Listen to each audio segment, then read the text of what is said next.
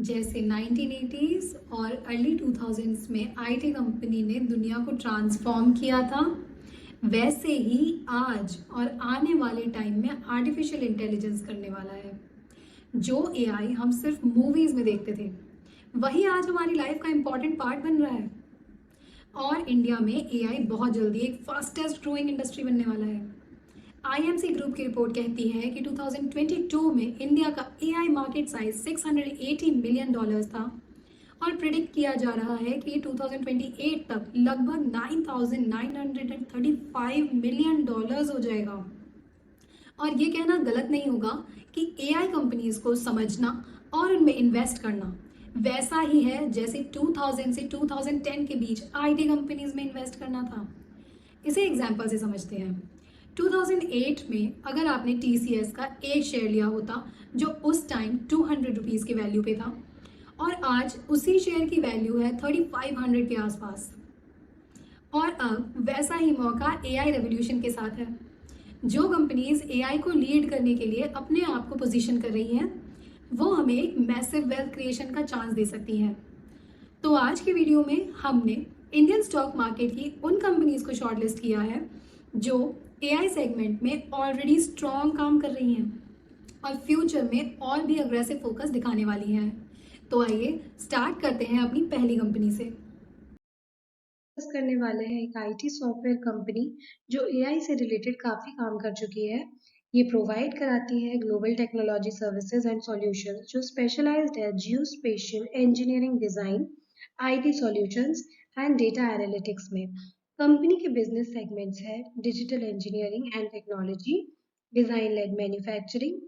मार्च में कंपनी ने अनाउंस किया है कि वो अपने सेमीकंडक्टर बिजनेस को इंडिया में ट्रांसफर करेंगे, जिससे उनका focus application specific integrated circuit के सॉल्यूशंस को स्केल करने में होगा। कंपनी का नाम है साइंट लिमिटेड। आइए देखते हैं कंपनी का फंडामेंटल एनालिसिस। कंपनी का मार्केट कैपिटलाइजेशन है 13,497 करोड़, जो कि एक स्मॉल कैप कंपनी है। इस एनालिसिस के कीवर्ड्स आपको साइड में मेंशन किए गए हैं आपके रेफरेंस के लिए और इजी अंडरस्टैंडिंग के लिए। स्टॉक पी, जिसे हम प्राइस टू अर्निंग्स भी कहते हैं, ये है 21.6, जहां इसका इंडस्ट्री पी है 32। तो अपने इंडस्ट्री पी के कंपैरिजन में ये अभी उतना महंगा स्टॉक नहीं है, इंडस्ट्री पी से काफी कम है। Then comes debt to equity. Debt to equity है 0.10, जिसका मतलब है company is almost debt free. Company का average ROE of 3 years 15.8, where as ROE is 12.8, 3% कम है। एवरेज आरओई से ज्यादा होना चाहिए आरओई, जो थोड़ा सा कम है, बट कोई बात नहीं, ज्यादा कम नहीं है, तो एक कंसिडरेबल फैक्टर हो सकता है। आरओसी 16.6% है, वेर एज आरओसी एवरेज 3 इयर्स इज 19.4, ये भी थोड़ा कम है ये एवरेज के कंपैरिजन में, बट बहुत ज्यादा कम नहीं है, 3% ही कम है, तो कोई बात नहीं, कंसिडरेबल है। और 15% से ज्यादा है तो ठीक है, रिटर्न्स भी ठीक है। प्राइस टू बुक वैल्यू 2.56 है, जो 1 to 2 होनी चाहिए, लेकिन ये भी प्राइस दिन है 2.5 है, तो अभी स्टॉक प्राइस दिन है। इसका करंट प्राइस है 1215, वेरेस इसका हाई रहा है 2157 और लो है 1050, जिसका मतलब है आज की डेट में स्टॉक 43-44% की लगभग डिस्काउंटेड रेट में ट्रेड कर रहा है। इसका बुक वैल्यू है 478। डिविडेंड भी अच्छा खासा पे कर रही है, 2.1% का डिविडेंड पे कर रही है कंपनी। कंपनी का फेस वैल्यू है 5, जिसका मतलब है कंपनी एक बार स्टॉक स्प्लिट हो चुका है। पित्रोस्की स्कोर भी है 5, तो पित्रोस्की स्कोर के अकॉर्डिंग ये एवरेज है, बट अदरवाइज ओवरऑल फंडामेंटल्स देखे जाए तो ठीक है। कंपनी के returns, ROE, P, PB ratio के अकॉर्डिंग फंडामेंटल्स ठीक है। आते हैं हम अब कंपनी के प्रोज एंड कॉन्स पे। कंपनी हैज रिड्यूस डेट, इसके प्रोज है। Company has reduce debt, company is almost debt free. Company has been maintaining a healthy dividend पे आउट ऑफ 50%.5, तो काफी अच्छा डिविडेंड पे आउट किया है कंपनी ने, मेंटेन कर रही है अपना dividend. Now let's come to cons. Working capital days have increased from 41 days to 64 days. एक ही कौन है कंपनी का कि इसके वर्किंग कैपिटल्स इंक्रीज हो गए, अदरवाइज ठीक है। Now let's come to share holding patterns. Company के शेयर होल्डर्स के बारे में जानते हैं। प्रमोटर्स, जो कंपनी के फाउंडर्स हैं, ओनर्स हैं, उन्हें हम प्रमोटर्स कहते हैं। तो कंपनी के प्रमोटर्स की शेयर होल्डिंग्स आप देख सकते हैं कि कांस्टेंट है और अभी तक 23 के आसपास ही है, ठीक है, यहाँ पे भी। And till date it's 23.28%। FIIs की शेयर होल्डिंग्स डिक्रीज हुई है, दिसंबर 22 में 31.07% थी। ये टाइम के साथ साथ डिक्रीज हुई है 31 से। अगर आज की डेट में देखें कंपैरेटिवली, तो आज की डेट में डिक्रीज होकर 21% ही रह गई है, 21.37% रह गई है। दैट इज 10% का डिफरेंस आया है। हालांकि इसको बैलेंस कर रहे हैं DIIs, तो DIIs की होल्डिंग्स इंक्रीज हुई है 24.92 से। आज की डेट में अगर देखेंगे तो इट्स 35.63। तो इसको बैलेंस कर लिया जा रहा है। पब्लिक जो हमारे रिटेलर्स हैं, उनकी शेयर होल्डिंग्स कांस्टेंट है, थोड़ा बहुत वेरी किया है बीच में 1% के करीब, लेकिन टिल डेट आज की डेट में ज़्यादा डिफरेंस नहीं है। ये लगभग कांस्टेंट ही है फ्रॉम 19.67 इन दिसंबर 22 से आज की डेट में जून 25 में 19.03 है। ओके, तो ये एक थोड़ा वेरी करता है स्मॉल, क्योंकि कंपनी स्मॉल कैप है, तो प्रमोटर्स की होल्डिंग्स यूजुअली तो 50% से ज़्यादा होनी चाहिए या 50% कम से कम होनी चाहिए, लेकिन यहाँ प्रमोटर्स की होल्डिंग्स थोड़ा सा वेरी करती हैं, क्योंकि स्मॉल कैप कंपनीज में थोड़े स्टार्टअप्स होते हैं, तो फंड रेजिंग के लिए कंपनी को शेयर्स अपने फंड रेजिंग के लिए उठाने पड़ते हैं, जिसकी वजह से आपको यहाँ 23%, 50% से कम दिख रहा है। और यही कुछ रीजंस हैं जिसकी वजह से स्मॉल कैप कंपनीज के स्टॉक्स वॉलेटाइल होते हैं। Now we come to the profit and loss of the company. यहाँ अगर हम देखें तो ऑपरेटिंग प्रॉफिट लास्ट 5 ईयर्स का देखते हैं, फ्रॉम 2021 टू 2025। ये टुडेज मंथ का है, टिल मंथ का है, जो करंट मंथ के सिनेरियो के अकॉर्डिंग है, तो इसको हम स्किप करेंगे फिलहाल। एनुअल प्रॉफिट एंड लॉसेस हैं ये। तो मार्च 21 से मार्च 25 तक कैसे रहे हैं operating profits. Operating profit increase हुआ है 575 से, इंक्रीज होते होते होते होते आज की डेट में 1138 है। तो अगर आप देखिए लास्ट ईयर के कंपैरिजन में से थोड़ा कम है, 1303 से थोड़ा सा कम है, बट फिर भी लास्ट 5 ईयर्स के अकॉर्डिंग ये इंक्रीज्ड प्रॉफिट है। Now let's come to OPM percentage. OPM percentage 21 में 14% था, इस ईयर में देखेंगे मार्च 25 के ईयर में तो इट्स 15%, 8% से ज़्यादा राइज है, जो कि अगर बीच में देखें मार्च 22 में इंक्रीज अच्छा स्पाइक आया था, 18 17 18 24, मार्च 24 में 18% था। अब मार्च में लास्ट ईयर के कंपैरिजन में यहाँ प्रॉफिट मार्जिन OPM परसेंटेज ये थोड़ा सा कम दिख रहा है, जो उतना चिंता का विषय नहीं है। इसका हम अगर करंट सिनेरियो देखें तो 2-3% का डिफरेंस है, ज़्यादा प्रॉब्लमेटिक नहीं है। अदर इनकम्स, अदर इनकम्स इसकी बढ़ रही है, तो ये एक विचार की बात हो सकती है, बट स्टिल बाकी के फंडामेंटल्स ठीक है, तो उतना प्रॉब्लम नहीं है। Now let's come to net profit. Net profit अगर हम देखें तो 364 था मार्च 2021 में, और अगर इस ईयर मार्च 2025 का देखें तो ये भी 648 है, जो लास्ट ईयर के कंपैरिजन से तो कम है, लेकिन लास्ट 5 ईयर्स के कंपैरिजन में ये भी इंक्रीज्ड अमाउंट है। तो किसी ईयर थोड़ा बहुत कम ज़्यादा चलता है, लेकिन हम अगर ओवरऑल सिनेरियो देखेंगे तो ये अभी भी इंक्रीज्ड ही है। देन कंपनी का dividend pay out, dividend continuously company maintain करी है लास्ट 5 ईयर्स से 51, 51, 56, 49%। एक अच्छा डिविडेंड पे आउट करने की, जो कि एक अच्छा साइन है अपने कस्टमर्स को, अपने इन्वेस्टर्स को रिटेन करने के लिए, उनके कैपिटल को रिस्पेक्ट देने के लिए डिविडेंड बहुत अच्छा दे रही है company, so it's also good. आइए अब देखते हैं साइंट लिमिटेड का टेक्निकल एनालिसिस। तो जैसा आप ये लाइंस देख पा रहे हैं, ये ग्रीन लाइंस ये इसके रेजिस्टेंस हैं, और ये जो इसकी रेड लाइंस हैं ये इसके सपोर्ट्स हैं। ये तो यहाँ आते हैं सबसे हाईएस्ट लाइन पे। ये लाइन जो इसकी रेजिस्टेंस है ये अपने ऑल टाइम हाई की लाइन है, दैट इज़ 2458.80, तो लगभग आप मान लीजिए 2460 ये इसका ऑल टाइम हाई बना था। और तब से ये स्टॉक करेक्ट होते होते आज की डेट में ट्रेड कर रहा है 1189 पे, ये 1189 पे यहाँ, ठीक है।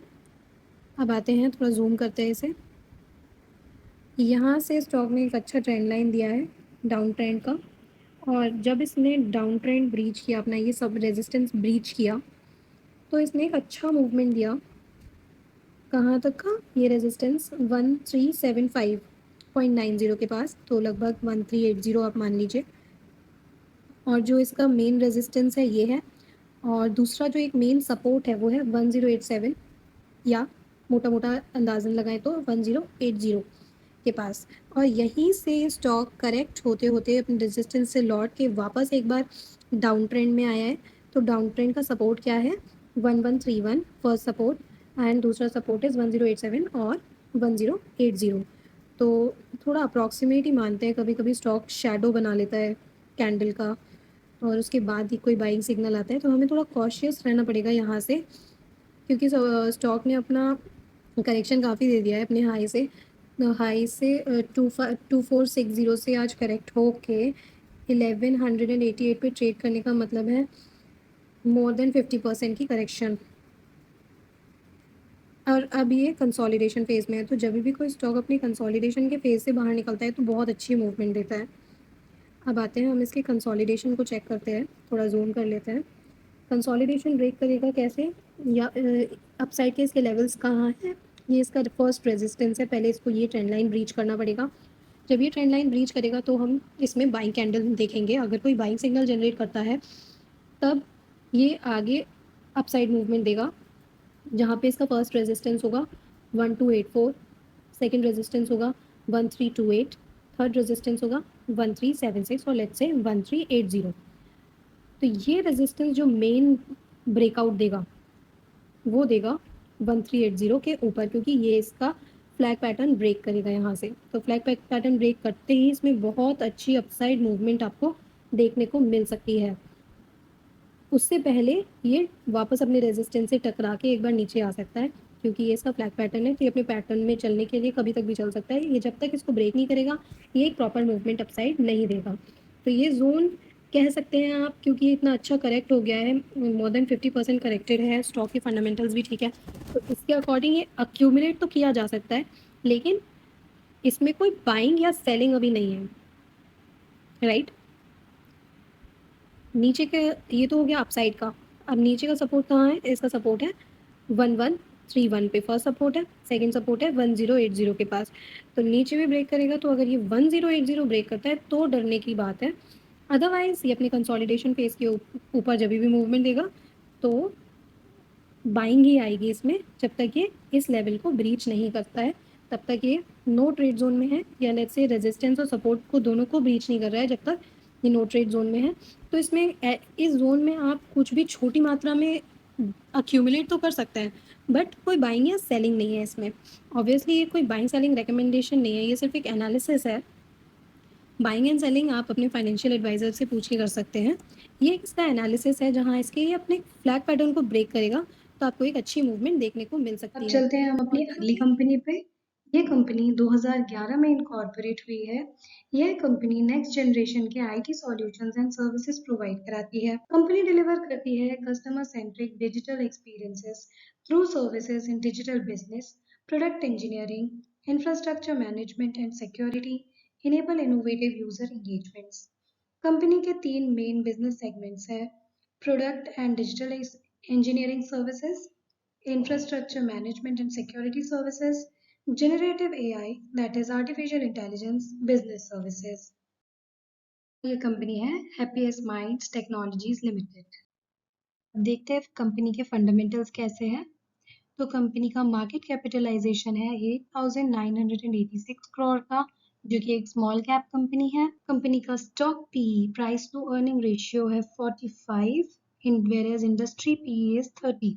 तो ये अपने इंडस्ट्री पी से काफी एक्सपेंसिव है। अब the debt to equity is 0.79, तो डेट कंपनी पे ना के बराबर है, मिनिमल है। कंपनी का ROE average of 3 years is 19.4%, whereas ROE is 12.6%। तो 19 से कम है ROE, ये एक नेगेटिव फैक्टर हो सकता है। और दूसरी चीज 15% से भी कम है, तो ये अभी सोचने का विषय बन सकता है। कंपनी का ROC एवरेज ऑफ 3 years है 22.1%, whereas ROCE है 15.2%। ROCE 15.2 है, ये ठीक है कंपनी का, हालांकि ये भी एवरेज से कम है, पर कोई बात नहीं, एटलीस्ट 15% के रिटर्न्स तो है। प्राइस टू बुक वैल्यू 5.71 है, जिसका मतलब है ये अपनी बुक वैल्यू से 5.7 टाइम्स एक्सपेंसिव है। प्राइस कंपनी का करंट प्राइस है 590, वेरेज इसका हाई रहा है 833 और लो रहा है 519, जिसका मतलब है कंपनी लगभग 29% के करीब डिस्काउंटेड रेट पे ट्रेड कर रही है अपने हाई से। कंपनी का पीईजी रेशियो है 36.3, जो कि काफी ज्यादा है। पीईजी रेशियो भी 1-2 के ऊपर बहुत एक्सपेंसिव माना जाता है। कंपनी डिविडेंड प्रोवाइड करा रही है लगभग 1.02% का। पित्रोस की स्कोर है 4, तो पित्रोस की स्कोर भी एवरेज के आसपास ही है। एंड ओवरऑल इसके फंडामेंटल्स के अकॉर्डिंग ये स्टॉक अभी थोड़ा सा महंगा है। आइए देखते हैं कंपनी के प्रोज एंड कॉन्स। तो company has been maintaining a healthy dividend पे out of 38.9%। Company healthy dividend पे आउट कर रही है, जो कि कंपनी के इन्वेस्टर्स के लिए एक रिलीफ हो जाता है। कॉन्स में क्या है? Promoters holding has decreased over last 3 years. तो ये कौन एक बहुत बड़ा फैक्टर हो जाता है प्रमोटर की होल्डिंग्स को डिक्रीज करना, मतलब प्रमोटर को अपनी कंपनी पे और उसकी ग्रोथ पे अभी उतना ट्रस्ट ना हो पाना। तो ये एक सोचने का विषय हो सकता है, लेकिन हम इसे आगे शेयर होल्डिंग पैटर्न्स में और डिटेल में जान सकते हैं। अब आते हैं हम कंपनी के शेयर होल्डिंग पैटर्न्स पे। प्रमोटर्स के शेयर होल्डिंग्स कम हुए हैं, ये वाकई में यहाँ विजिबल है। दिसंबर 2022 में 53 था, जो अभी सितंबर 23 में 2% से कम हुआ, और टिल डेट अगर आप यहाँ देखें जून 2024 से 50.24 से सीधे डाउनफॉल आया 44.23%, जो आगे कांस्टेंट है आज के डेट में। इस ईयर में भी 44.22% है, लेकिन लास्ट ईयर से इसमें एक डिक्रीज देखने को मिला है। तो ये कहीं ना कहीं एक नेगेटिव फैक्टर हो जाता है, और 50% से कम के स्टेक्स की कंपनीज में वैसे भी एक नेगेटिव फैक्टर हो जाता है। बट क्योंकि ये स्मॉल कैप कंपनीज हैं, तो यहाँ पे ये उतना नेगेटिव नहीं है, क्योंकि ये इन स्टेक्स की वजह से ही स्मॉल कैप कंपनीज के जो स्टॉक्स होते हैं वो वॉलेटाइल मूवमेंट्स देते हैं। तो यहाँ आगे देखते हैं एफआईआईज की होल्डिंग्स। एफआईआईज की होल्डिंग्स आज की डेट में अगर देखा जाए इस ईयर तक बढ़ी ही है, तो इसको कहीं ना कहीं बैलेंस कर रही है एफआईआईज की holdings. And if we see DIIs की होल्डिंग्स 1% से आज की डेट में 10.57% है। तो ये काफी अच्छे तरीके से इसको बैलेंस कर रहे हैं, क्योंकि डीआईआईज ने काफी अच्छा स्टेक इंक्रीज किया है। जो प्रमोटर्स ने डिक्रीज किया था वो कहीं ना कहीं इन्होंने टेक ओवर कर लिया है, और 1% से एफआईआईज ने भी किया है। पब्लिक का इंटरेस्ट देखे तो स्टॉक में कैसा है, वो कुछ परसेंट कम हुआ है। Like if we see here December 2022 में 38.7 था, जो आज की डेट में भी 38.48 है। तो अगर लास्ट 3 इयर्स के अकॉर्डिंग देखें तो ये कांस्टेंट है, बट बीच में वेरी किया है। तो भी वेरी कैसे किया है? कुछ परसेंट की इंक्रीज ही देखने को मिले हैं, डिक्रीज नहीं देखने को मिला है। तो लास्ट ईयर के कंपैरिजन में देखेंगे तो वापस से शेयर होल्डिंग्स उतने ही आ गए हैं जितने 3 साल पहले थे, बट अदरवाइज बीच में एक स्पाइक देखने को मिली है। अब आते हैं हम कंपनी के प्रॉफिट एंड लॉस पे। तो कंपनी का ऑपरेटिंग प्रॉफिट इंक्रीज हुआ है। मार्च 2021 में 191 था, जो year on year growth he reflect कर रहा है। 23 में 359, देन 356 एंड 354। अगर ग्रोथ नहीं है तो कांस्टेंट भी मेंटेन कर रही है कंपनी।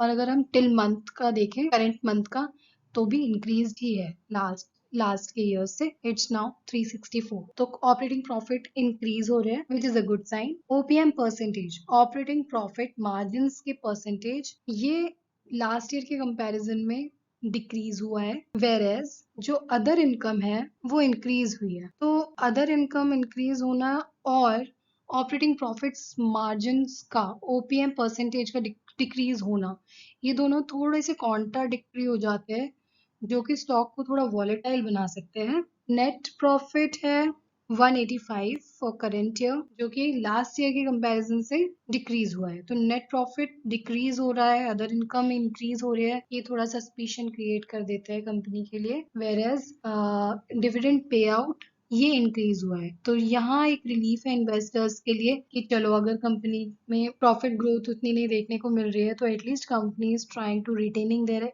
इन्वेस्टर्स।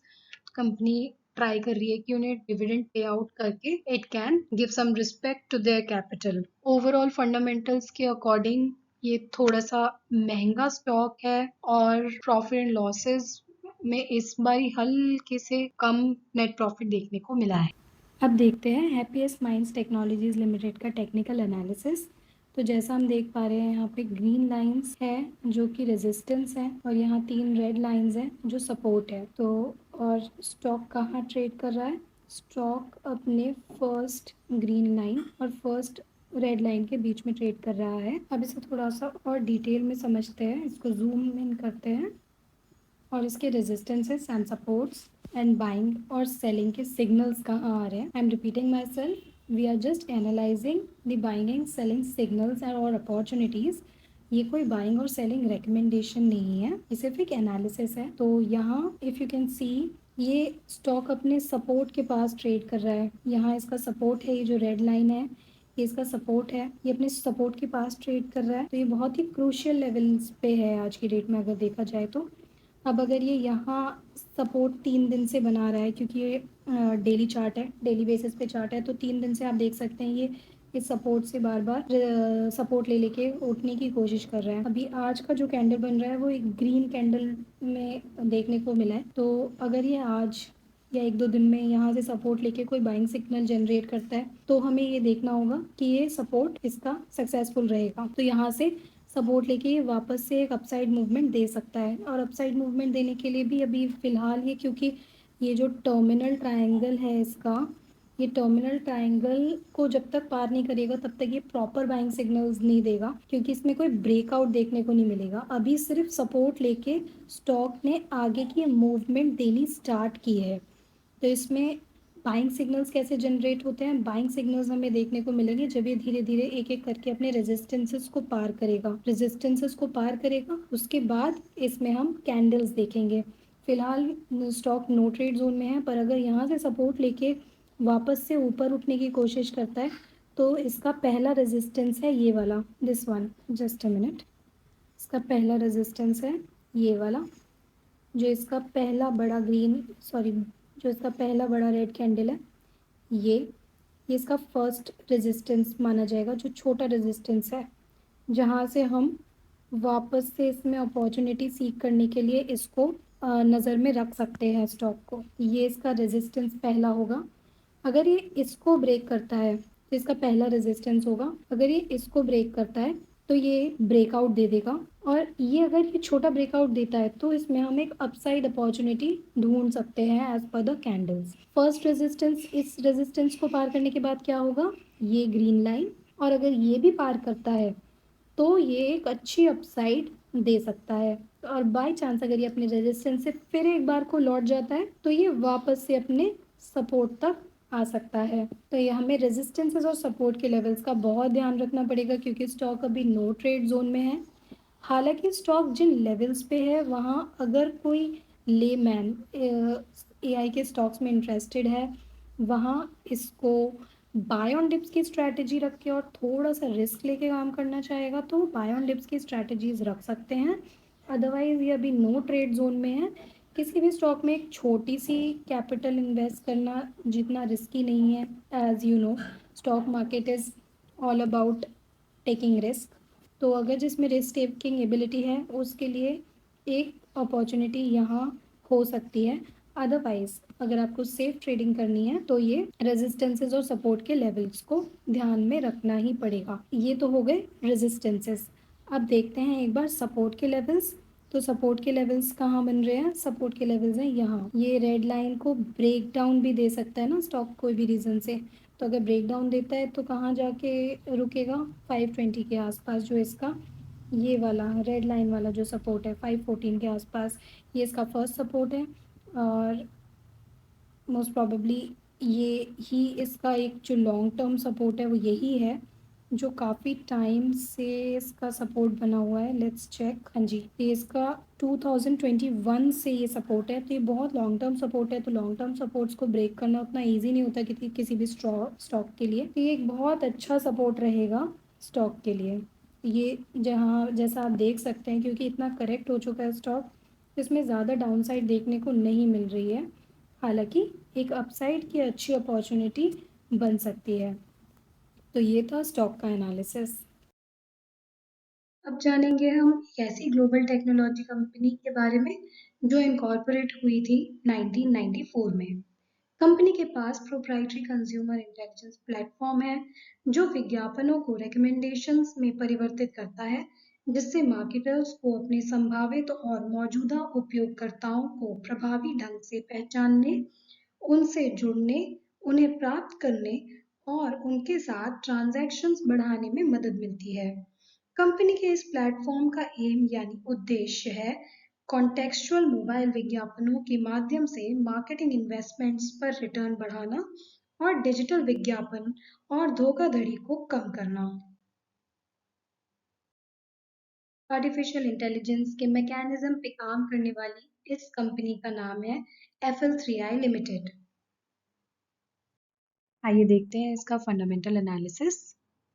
कंपनी का मार्केट कैपिटलाइजेशन है 26,747 करोड़। ये एक स्मॉल कैप कंपनी है। कंपनी का स्टॉक पी है 66.7, whereas industry P is 32।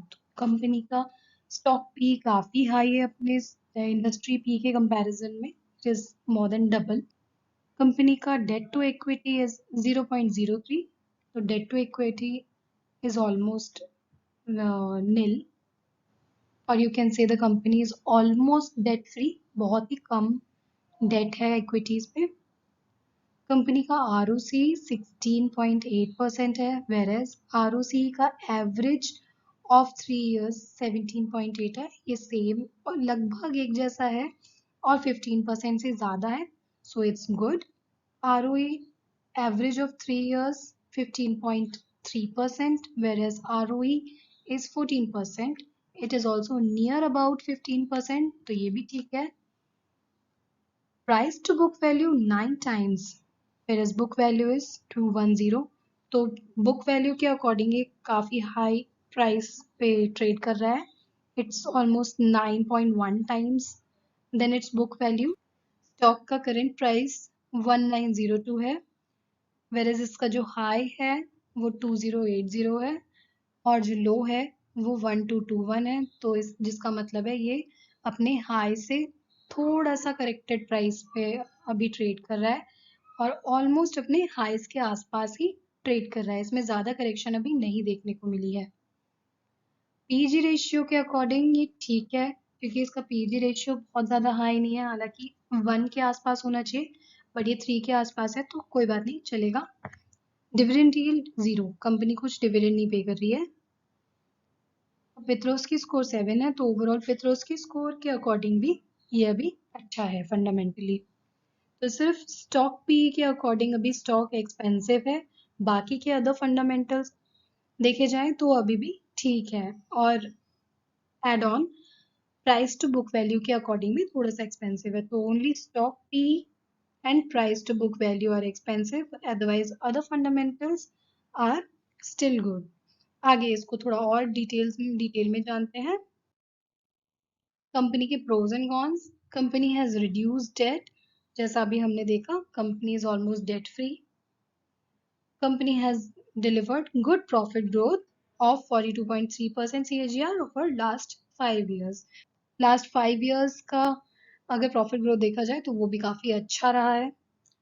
Cons cons जैसा हमने अभी देखा पिछले इसमें कि stock is trading 9.12 times to its book value. Stock अभी 9.12 टाइम्स हायर है बुक वैल्यू के according. Though the company is reporting repeated profits, it is not paying out dividend। repeated profits के बाद भी कंपनी डिविडेंड पे out नहीं कर रही है, एक नेगेटिव फैक्टर है। प्रमोटर होल्डिंग्स भी डिक्रीज हुई है ओवर लास्ट 3 years, जो कि माइनस में 4.89% के करीब है। तो प्रमोटर्स होल्डिंग्स को हम आगे और डिटेल में देख लेते हैं। शेयर होल्डिंग पैटर्न्स में प्रमोटर की होल्डिंग्स दिसंबर 2022 में 59.89% थी, जो कांस्टेंट है। मार्च में, जून में, सितंबर में यहाँ भी कांस्टेंट है, और दिसंबर 2023 से डिक्रीज हुई है। दिसंबर 2023 से डिक्रीज हुई है और आज तक जून 2025 में भी डिक्रीज्ड है। तो 59.89% से डिक्रीज होके आज टिल दिस ईयर 55.0% के आसपास है, तो 4% के करीब करीब इसमें डिक्रीज देखने को मिला है। लेकिन इसमें भी अभी भी एक पॉजिटिव फैक्टर यह है कि प्रमोटर्स की होल्डिंग 50% से ज़्यादा ही है, 50 से कम नहीं है, तो मेजॉरिटी स्टेक अभी प्रमोटर्स के पास ही है। एफआईआईज की होल्डिंग्स इंक्रीज हुई है, तो जो प्रमोटर्स की होल्डिंग डिक्रीज हुई है उसको एफआईआईज की होल्डिंग्स ने बैलेंस कर लिया है 12.66 से यहाँ इस ईयर तक 18.42 तक आ गई है, जो कि देखा जाए तो हर साल इंक्रीज ही हुई है।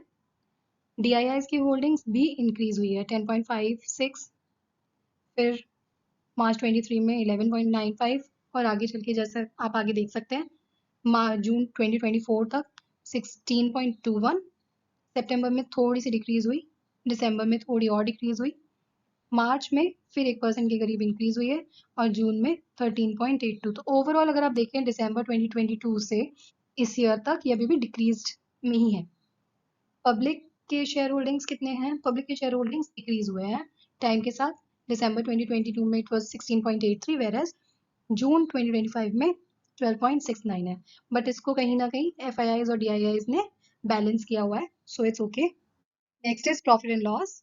ऑपरेटिंग प्रॉफिट कंपनी का मार्च 2025 में 483 था, जो अपने लास्ट ईयर्स के कंपैरिजन में देखा जाए तो इंक्रीज ही है। ऑपरेटिंग प्रॉफिट में बढ़त ही देखने को मिल रही है हर साल ईयर ऑन ईयर, और करंट मंथ तक भी देखें 518।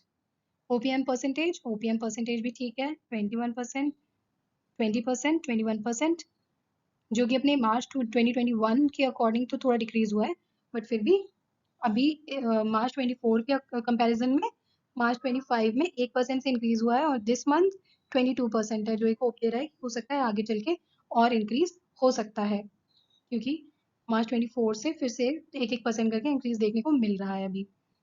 अदर इनकम, अदर इनकम भी इंक्रीज हो रही है। ओके, मार्च 2022 से देखा जाए तो सबसे हाईएस्ट इनकम तब तक की थी 72 के करीब, और 23 में डिक्रीज हुई, लेकिन इस साल फिर से इंक्रीज देखने को मिल रहा है, जो इस मंथ तक थोड़ा सा डिक्रीज है, तो ठीक है, कोई इशू नहीं है इसमें भी। नेट प्रॉफिट भी साल दर साल आपको अच्छा इंक्रीज देखने को मिल रहा है, ओवरऑल ठीक है नेट प्रॉफिट्स के according and other income and OPM percentage के अकॉर्डिंग। अब देखते हैं FL3I लिमिटेड का टेक्निकल एनालिसिस। तो जैसा आप देख पा रहे हैं ये रेड लाइंस इसके सपोर्ट्स हैं और ग्रीन लाइंस इसका रेजिस्टेंसेस है। तो ये स्टॉक काफ़ी टाइम से अपने अप ट्रेंड में है, बीच बीच में थोड़ी सी करेक्शंस देता है और वापस से इसका अप ट्रेंड चालू हो जाता है। तो ये आज की डेट में भी अपने ऑल टाइम हाई के पास ही ट्रेड कर रहा है। इसका ऑल टाइम हाई था 2080 और ये आज की डेट में ट्रेड कर रहा है 1907 के आसपास। तो ये अपने सपोर्ट एक ट्रेंड लाइन अप ट्रेंड के सपोर्ट के पास ही है और अभी तक इसमें कोई डाउन ट्रेंड का साइन नहीं है। तो ये अपने सपोर्ट से वापस लौटा है। थोड़ा सा और जूम कर लेते हैं इसे। हाँ, ये अपने सपोर्ट से वापस से बाइंग सिग्नल जनरेट किया है, ऑलमोस्ट बाइंग सिग्नल है। हालांकि इसे अभी बाइंग सिग्नल नहीं कहेंगे। इसने एक बुलिश एनगल्फिंग बनाया है, एक छोटी सी रेड कैंडल के ऊपर एक बड़ी सी ग्रीन कैंडल बनाई है, इसको हम बुलिश एनगल्फिंग कहते हैं। तो ये अपने सपोर्ट से बुलिश एनगल्फिंग दिया है, तो इस स्टॉक को आप इसमें एक अपॉर्चुनिटी देख सकते हैं। हालांकि ये कोई बाइंग और सेलिंग रिकमेंडेशन नहीं है, बट यहाँ क्योंकि इसने बुलिश एनगल्फिंग दिया है जो कि एक बाइंग सिग्नल होता है और अपने सपोर्ट से दिया है, तो आगे एक दो कैंडल्स और बनने का वेट करके हम ये देख सकते हैं कि क्या ये बुलिश एनगल्फिंग को क्रॉस कर पाता है या फिर क्या ये अपने बाइंग सिग्नल को कंफर्मेशन देता है या नहीं। तो ये है इसका सपोर्ट एंड रेजिस्टेंस, और अगर कंफर्मेशन देता है तो ये फर्स्ट रेजिस्टेंस को क्रॉस करेगा, दैट इज़ 2080, और देन अपना एक और छोटा सा रेजिस्टेंस है 2143 के पास। फिर ये उसको क्रॉस करेगा, ये वाली लाइन को, दूसरी ग्रीन लाइन को, और उसके बाद ही इसमें वापस से कोई अप ट्रेंड कंटिन्यू होगा। हालांकि ये अपने ऑल टाइम हाई के पास है और नीचे है, तो इसमें एक अपॉर्चुनिटी ये भी बन सकती है, depends on the candle then breaking down the support. अगर ये ब्रेक डाउन करता है सपोर्ट तो वापस से इसमें करेक्शन देखने को भी मिल सकती है। अगली कंपनी एक ऐसी global leading distribution technology company है जो भारत में ट्रैवल एंड हॉस्पिटैलिटी इंडस्ट्री में सबसे बड़ी software as a service provider है। यह company hotels, airlines, online travel agents, meta search companies, package providers, car rentals, cruise and ferries को सर्विसेज प्रोवाइड कराती है। कंपनी इंटरकनेक्टेड प्रोडक्ट्स ऑफर करती है जो revenue creation, value chain, leveraging big data capabilities and integration और अन्य technology platforms को manage करते हैं।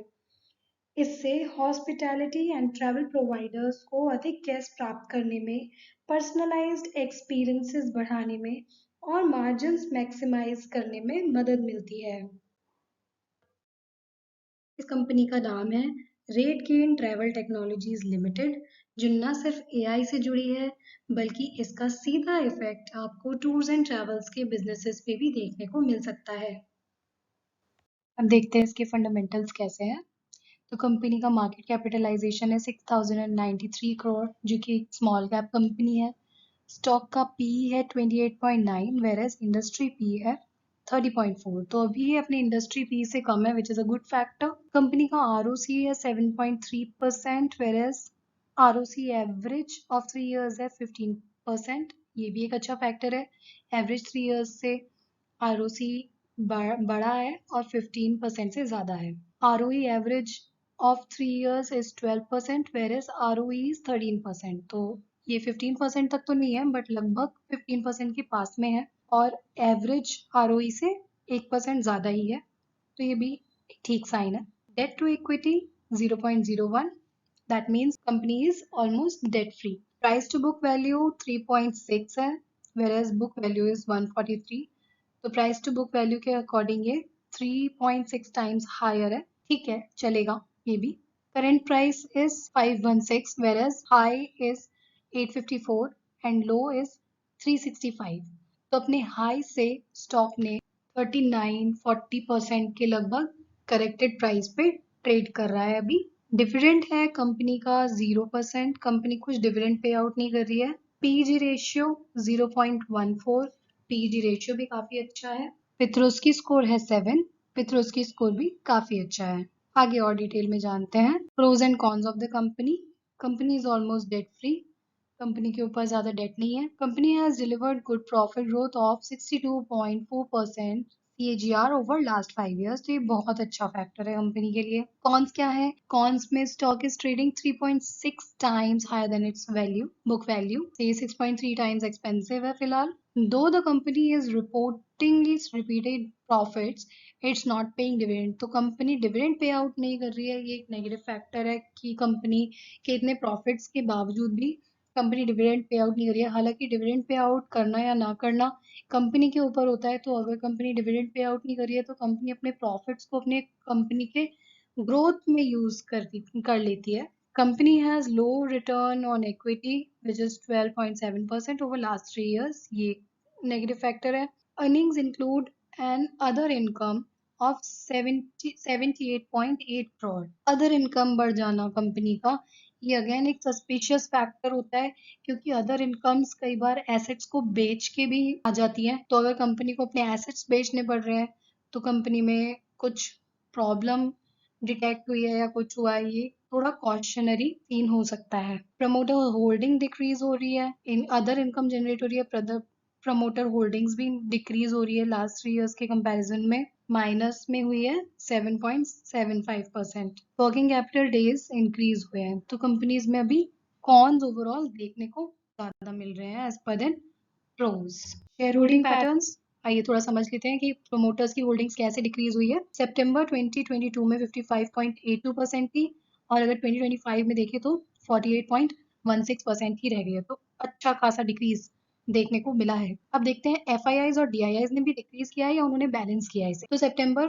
2022 में 7.34 थी, दिसंबर में काफी डिक्रीज किया था, लेकिन अगर कंटिन्यूअस देखें तो नेक्स्ट ईयर दिसंबर 2023 में इन्होंने इंक्रीज किया है, 24 में भी इंक्रीज देखने को मिला है, पर अगर इस साल की बात करें तो इस साल ग्रेजुअली आपको डिक्रीज ही देखने को मिलेगा। तो मार्च 25 में 7.6% हुआ और जून 25 तक 5.51% हो गया, तो ये एक कंटिन्यूअस डिक्रीज देखने को मिल रहा है। प्रमोटर्स ने भी डिक्रीज किया, एफआईआईज ने भी डिक्रीज किया। डीआईआईज ने क्या किया है? डीआईआईज ने सितंबर 24 में 8.03% होल्डिंग्स थे, जो gradually quarter on quarter increase देखने को मिला है। अगर आप यहाँ देखें तो जून 2023 तक 17.78% हुआ, इंक्रीज हुआ, दिसंबर 23 में भी इंक्रीज हुआ, मार्च में 1% वेरी किया है, और अदरवाइज जून 24 में फिर एक अच्छा स्पाइक देखने को मिला है 21.6, और ऐसे ही करते करते ये आया है मार्च 25 तक हुआ है 23%, तो इसको काफी अच्छे से बैलेंस कर लिया है डीआईआईज ने। जून 25 में इट्स 23.54%, तो अगर देखा जाए लास्ट 3 इयर्स में सितंबर से 8% से जून 2025 में DII की होल्डिंग्स 23% है, तो ये अच्छा खासा इंक्रीज है। पब्लिक होल्डिंग्स भी डिक्रीज हुई है 28.81% से इस साल तक 22.74% तक आ गई है। तो ये ओवरऑल इसमें DIIs ने बैलेंस किया हुआ है। अब आते हैं कंपनी के प्रॉफिट एंड लॉसेस पे। ऑपरेटिंग प्रॉफिट्स इंक्रीज हो रहे हैं, ओके, ईयर ऑन ईयर यहाँ आपको इंक्रीज देखने को मिल रहा है। 7 से 32 आया, 32 से 87, 87 से 191 एंड 191 से 232, जो इस क्वार्टर और इस month till this month it's the same 232। तो ऑपरेटिंग प्रॉफिट्स इंक्रीज हुए हैं, ओपीएम परसेंटेज भी इंक्रीज हुआ है, और ये एक अच्छा साइन है। इसका मतलब कहीं ना कहीं प्रॉफिट मार्जिन में भी इंक्रीज है, कहीं ना कहीं ऑर्डर बुक में इंक्रीज होता है, ऑर्डर्स मिलते हैं कंपनी को, जिसकी वजह से ओपीएम परसेंटेज बढ़ता है। तो ये बढ़ रहा है, तो ये अच्छा साइन है। अदर इनकम भी बढ़िया है, इसको कहीं ना कहीं ऑपरेटिंग प्रॉफिट्स के मार्जिन्स बैलेंस कर सकते हैं। हालांकि अदर इनकम काफी लेवल पे बढ़ गई है, एक नेगेटिव फैक्टर है। इसके नेट प्रॉफिट्स राइज हुए हैं, ओवरऑल नेट प्रॉफिट्स बढ़ गए हैं, तो again it's a good sign. बस इसमें एक जो कॉशनरी फैक्टर आ रहा है वो अदर इनकम का आ रहा है बस। अदरवाइज अगर कंपनी अच्छा प्रॉफिट मार्जिन क्रिएट कर रही है, ऑर्डर बुक अच्छा है, तो कंपनी एक बार को कंसिडरेबल हो सकती है। आइए देखते हैं स्टॉक का टेक्निकल एनालिसिस। तो जैसा आप यहाँ देख पा रहे हैं, ये ग्रीन लाइंस ये इसका रेजिस्टेंस है, वेरएज जो ये रेड लाइंस हैं ये स्टॉक का सपोर्ट है। क्योंकि स्टॉक अपने एकदम निचले स्तरों पे ट्रेड कर रहा है, तो हम इसे थोड़ा और जूम इन करके देखेंगे इसका करंट सिनेरियो। तो जैसा आप देख पा रहे हैं कि ये स्टॉक अपने रेजिस्टेंस के पास पहुंच चुका है, and if you can see here ये एक डब्ल्यू पैटर्न जैसा भी बना रहा है। If you can see this pattern, ये एक डब्ल्यू पैटर्न जैसा बना रहा है, और ये बहुत क्रूशियल लेवल पे है। डब्ल्यू पैटर्न एक बहुत अच्छा पैटर्न माना जाता है ट्रेंड रिवर्सल के लिए। तो हमें ये देखना पड़ेगा थोड़ा पेशेंस रख के कि ये कहाँ पहुँचता है, स्टॉक यहाँ से क्या मूवमेंट लेता है, ये अपने रेजिस्टेंस को यानी कि ग्रीन लाइंस को क्रॉस कर सकता है कि नहीं कर सकता, ये हमें 1-2 दिन में पता चल जाएगा। और अगर ये नहीं कर सकता तो ये वापस स्टॉक अपने रेड लाइन को ब्रीच कर देगा, अपने सपोर्ट को ब्रेक कर देगा। और बाय चांस अगर ये स्टॉक को ये इस लाइन को ब्रेक नहीं करता है, तो ये बहुत अच्छा ब्रेकआउट दे सकता है ये अपने रेजिस्टेंसेस को क्रॉस करके। तो अगर इसने यहाँ से ब्रेकआउट दिया तो ये बहुत अच्छे ब्रेकआउट दे सकता है, और यहाँ हम इस स्टॉक के अगले रेजिस्टेंस तक पहुँचने की भी कोशिश कर सकते हैं 760 तक। यू कैन सी दिस, तो ये 1 बाय 1 अपने सारे रेजिस्टेंसेस को पार कर सकता है। तो अगर ये डब्ल्यू पैटर्न को ब्रेक करता है तो ये बहुत अच्छा ब्रेकआउट दे सकता है। और बाय चांस अगर ये ब्रेक नहीं करता है, अगर ये ब्रेक नहीं करता है तो ये वापस एक रैली अगर नीचे की लेता है, तो एक और पॉसिबिलिटी है कि एक बार 473 के लेवल्स पे या फिर उससे भी नीचे एक बार वापस अपने इस सपोर्ट तक 420 के सपोर्ट तक वापस देखने को मिल सकता है। तो ये बहुत अच्छे लेवल्स पे है फ़िलहाल कि we can say that it's nearing breakout. हमें इसका ब्रेकआउट आता हुआ दिख रहा है क्योंकि ये डब्ल्यू पैटर्न बना रहा है, बट हम कोई जल्दबाजी नहीं करेंगे, हम इसके पैटर्न को पूरा होने देंगे। क्योंकि if you can see here अभी भी यहाँ टर्मिनल ट्रायंगल जो बन रहा है, ये जो ग्रीन लाइन से ये इस तरह का जो ट्रायंगुलर पैटर्न बन रहा है, उसमें भी एक पैटर्न फुलफिल करने के लिए थोड़ा सा टाइम है यहाँ पे। थोड़ा और जूम इन करके बहुत डिटेल में देखते हैं तो यहाँ और थोड़ा टाइम है इसके पास। ये पैटर्न कब तक पूरा हो रहा है, ये 10 सितंबर तक कंप्लीट हो रहा है, तो हमारे पास 10 सितंबर तक और पैटर्न को पूरा होने तक का टाइम है। उस बीच अगर ये किसी भी तरफ ब्रेकआउट या ब्रेक डाउन देता है तो वहाँ की आपको वैसी ही अपॉर्चुनिटी देखने को मिल सकती है। तो ये था इस स्टॉक का एनालिसिस। तो दोस्तों, ये थी वो इंडियन कंपनीज जो एआई सेगमेंट में अग्रेसिवली काम कर रही हैं और आने वाले सालों में मैसिव ग्रोथ दिखा सकती हैं। पार्ट 2 में हम उन कंपनीज को रिवील करेंगे जो एआई की नेक्स्ट वेव की रियल गेम चेंजर बन सकती हैं। उनकी डिटेल एनालिसिस हम इस सीरीज के पार्ट 2 में करेंगे। तो अगर आपको ये वीडियो वैल्यूएबल लगा हो तो लाइक और शेयर जरूर करें, और पार्ट 2 मिस ना हो इसके लिए चैनल को सब्सक्राइब करना ना भूलें। मिलते हैं अगले वीडियो में जहां हम आपको कंपनीज की एआई ग्रोथ स्टोरी को डिकोड करेंगे। नमस्कार।